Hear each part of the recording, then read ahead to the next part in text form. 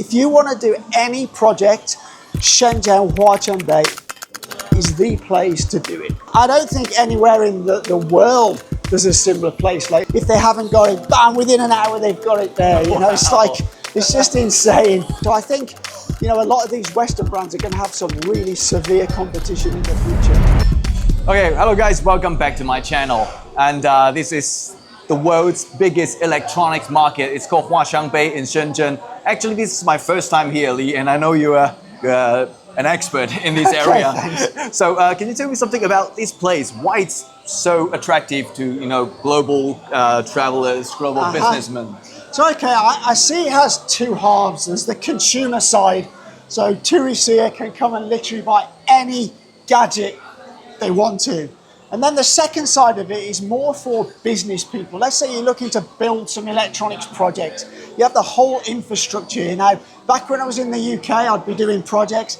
I would order a component. It could take a week or 2 weeks to come. Here, you can literally wander around the markets and find that component, because everything you can imagine to build any electronic or electronic mechanical project is here, right in Huaqiangbei. Literally, you can get a prototype here turned around in like 24 hours or even less. That takes weeks in like America or the UK. So here is just the place to come. If you want to do any project, Shenzhen, Huaqiangbei is the place to do it. So like in the UK, maybe in America, there's no similar places like this, right? Not at all, not at all. I don't think anywhere in the world there's a similar place like this. I mean, the supply cluster here is just mind-blowing, you know? You can walk around the market, you can ask for a component. If they haven't got it, bam, within an hour they've got it there. You know? It's like, it's just insane. So we're seeing maybe thousands of shops in this place, right? It's massive. Absolutely. I mean, this is just one mall. There's numerous malls all around Huaqiangbei, some specialising, like this floor we're on, it's more consumer goods. You get other places that specialise in components, LEDs, you know. Oh, we've got a flying drone right over there. Oh, yeah. I mean, it's just mind-blowing walking around here. Like, it's just crazy. Yeah, but actually, well, okay, that's another drone right over there. Hi there.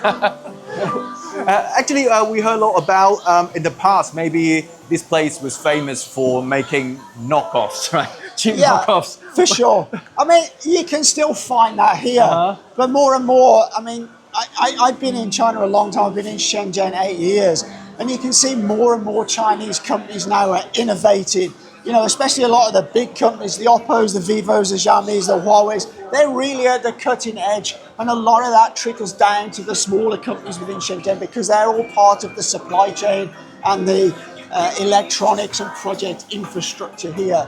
So, you know, I see Chinese companies becoming more and more innovative all the time.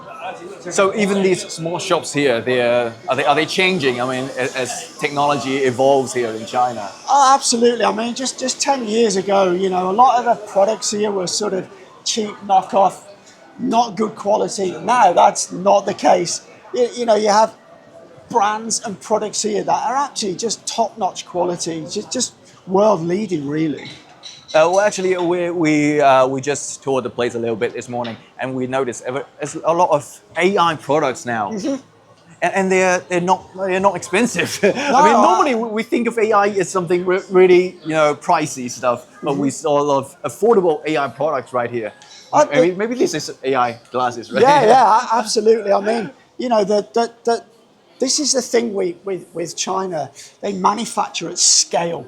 Right, so it's not like in the UK where they may set up a line and we make a couple of hundred a month or maybe 1,000. Here they go, right, we're going to make 500,000, and because they have this massive buying power, they can bring the price right down. As well as that, like factories I've been to, you see the level of automation in those electronics factories now. It's like, you know, you have whole mobile phones that are not touched by humans until they come to be packed in the box, you know, and these lines are churned off a mobile phone every like 20 or 30 seconds, and that's with a lot of the electronics. It's just hard to get your head around if you've never seen it, you know.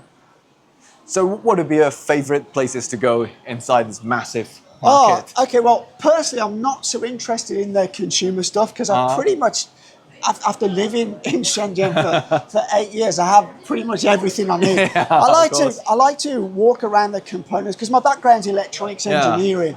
So I like to see what they're doing to sort of, you know, design and produce new technologies. And that doesn't always show up in consumer goods. It often shows up in sort of factory automation, industrial goods first. So I will come here and I'll just spend the whole day walking around and just, I don't know, you might find one or two really cool things. But like for me, these kind of floors are not my thing anymore. I do kind of still like to have a look around them. But something about these floors that absolutely blows my mind is you'll pick something up and you'll ask, oh, how much is this? Like, exactly. oh, it's 150 yuan. And you look at it and think, how is that possible? Yeah, exactly. You know, because I'm not asking to buy like 500 or 1,000 pieces. I'm asking to buy one. Yeah. And obviously, if you then do want to buy quantity, the price will come down from there. So maybe something that you buy a one-off is 150 yuan. If you're buying quantity, that might fall to 80, 90 or 100 yuan. Yeah, exactly. If you buy in quantity, it's much cheaper, right? For sure. So, what are these travelers buying? I mean, we've seen a lot of tourists. They're definitely not businessmen, right? A lot of tourists are coming here. Well, I think one of the big things here, you've got like Bluetooth speakers, you have drones, you have something that I've recently bought, one of these kind of AI pets.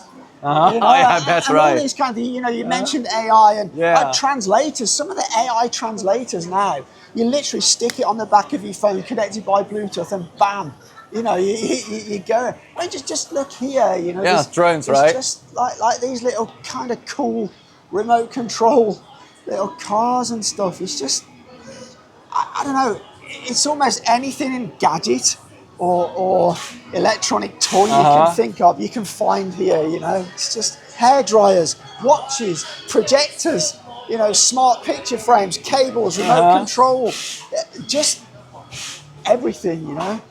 It's kind of weird because I see a lot of hair dryers. Why are they so obsessed with selling hair dryers here? Right? I have no idea. It's like I expect phones, watches, maybe glasses, but hair dryers, I don't. They obviously must. I mean, something I find about Chinese business people, they adapt very quickly. So whatever's the hot selling thing, within a day or so, they've got it in their store. You know, sometimes I come to Huaqiangbei and the store will be 1 week selling, you know, drones. The next week you come, most of the drones have gone. They're selling now hair dryers because that's the new trend. Thing. So you always can find whatever the new trend is. So if you're looking for products to sell in your country, this is the place to come to see the trends.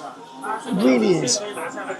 And one thing you kept mentioning is that the speed of innovation here, how they turn ideas into products so quick. For sure. But how does that happen? Why people here in Shenzhen, why enterprises here in Shenzhen can make that happen so fast? Well, I think that's down to the supply chain. So take, for example, the big thing at the moment is humanoid robots, right? Yes, exactly. So there's already companies that make the sensors, the actuators, the panels, the brain. You know, everything is like available off the shelf because there's a company doing that. Like, I went to a drone show late last year in Shenzhen. And at that exhibition in Shenzhen, there was like 700 companies just producing parts to make drones. So you can literally buy all those parts, assemble a drone. And that's like with everything. There's a company here, there's an enterprise here which is making every little bit of the puzzle, you know. So you've got the whole supply cluster, the whole supply chain all in one place. And that's kind of unique to Huaqiangbei in Shenzhen. I don't know of that anywhere else in the world, ever, you know, at all. So say if you're a college student, you're trying to make your own robot, a humanoid robot. So it's possible to come here and gather all the components needed for it, right? Absolutely. You can literally build a humanoid robot in a few days. And also within Shenzhen, there's a lot of like maker spaces, right?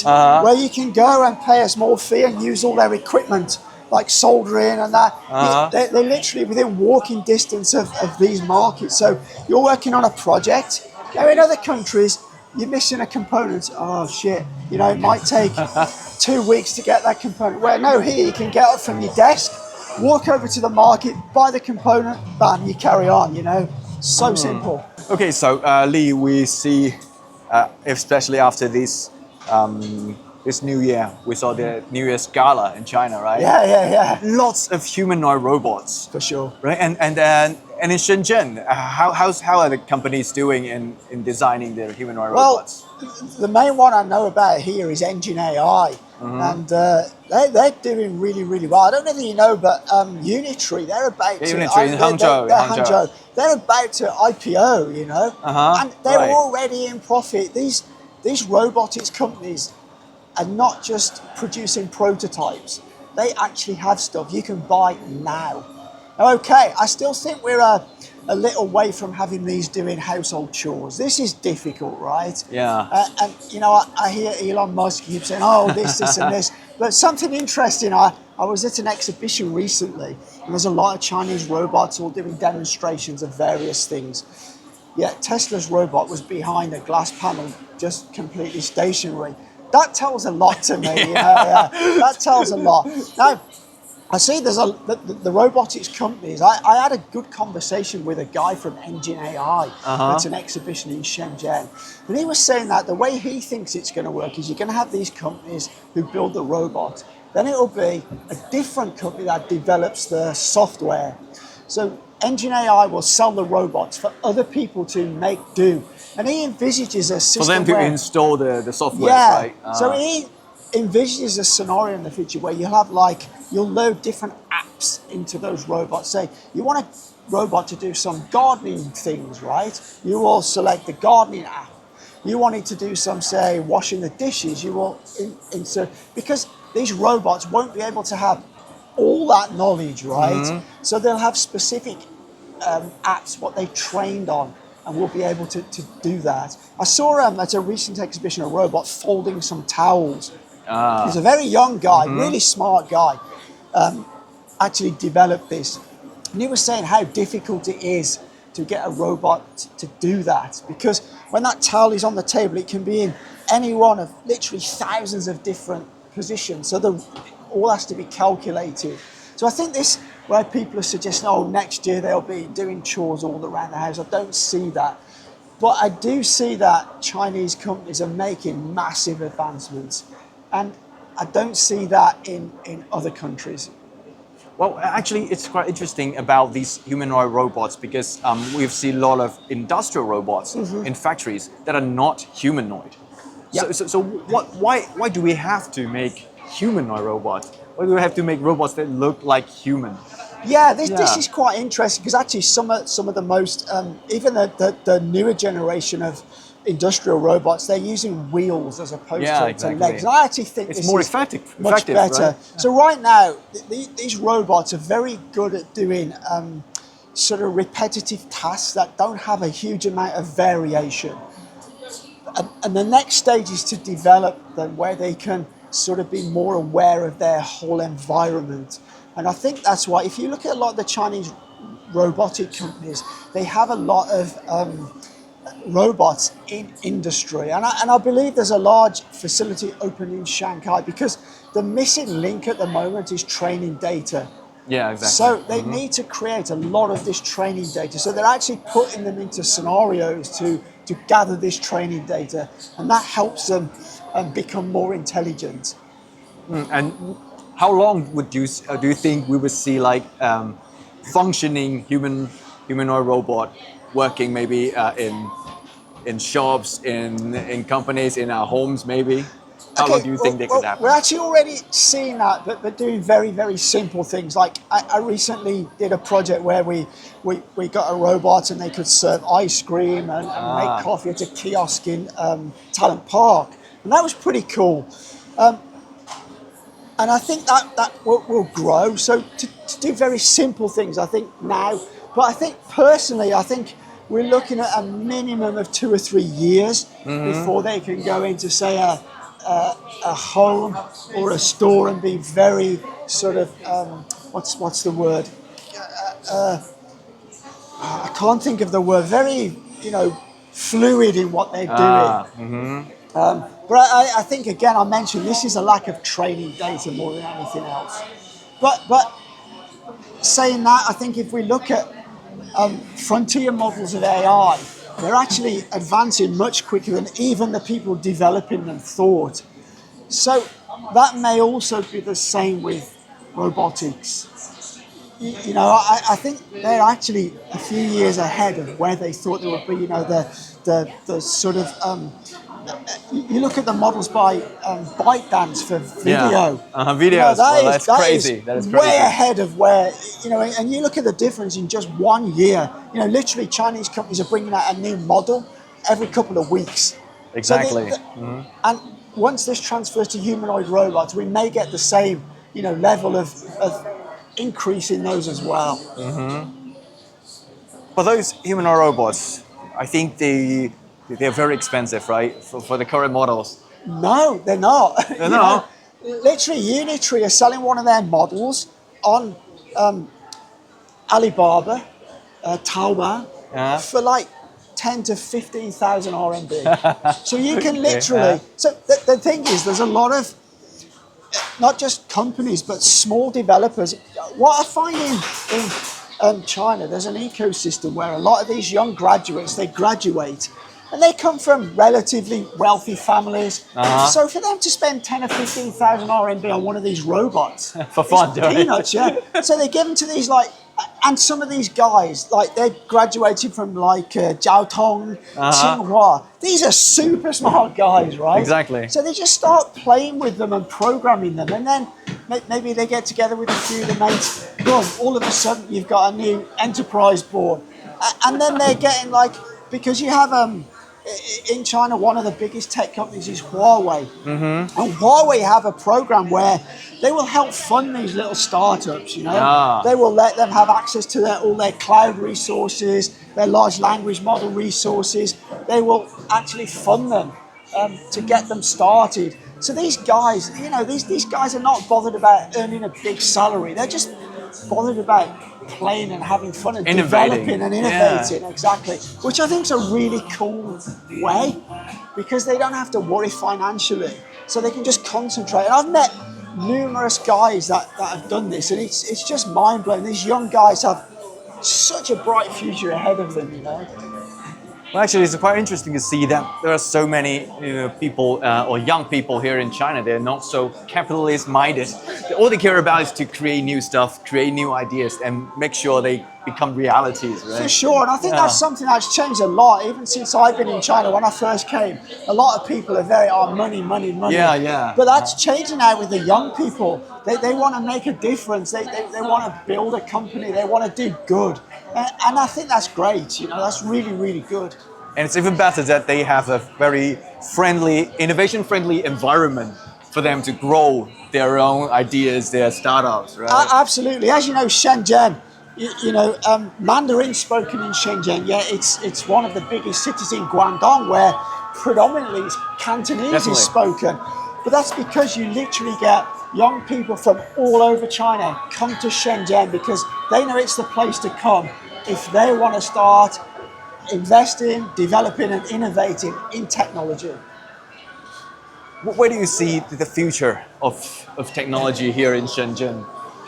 Well, what do you think might happen maybe in 5 years, in 10 years? Well, what would it look like? It's just going to continue to grow. You know, you're going to, the more it attracts, the more it attracts, you know. And I don't see that slowing down anytime soon. You know, just 10 years ago when I was in China, people would say to me, "Oh, why do you have a Xiaomi phone?" Yeah. You know, they were all focused on Apple and Samsung. And I got laughed at that time saying, "Oh, China will be the dominant player in mobile handsets." People actually laughed at me, thought I was crazy. And now look, and I think that's going to happen more and more and more.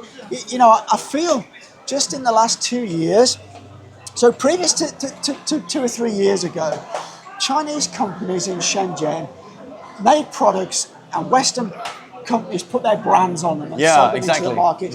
What you're seeing more and more now is Chinese companies are creating their own brands. They have the confidence, they have the quality to go out into the international market and push their own brands. And I see that's a lot of that comes from Shenzhen. And I think a lot of that will continue and just continue to grow. So I think, a lot of these Western brands are going to have some really severe competition in the future. What AI can we get for $10 in Huaqiangbei? Don't miss what we found. It will blow your mind.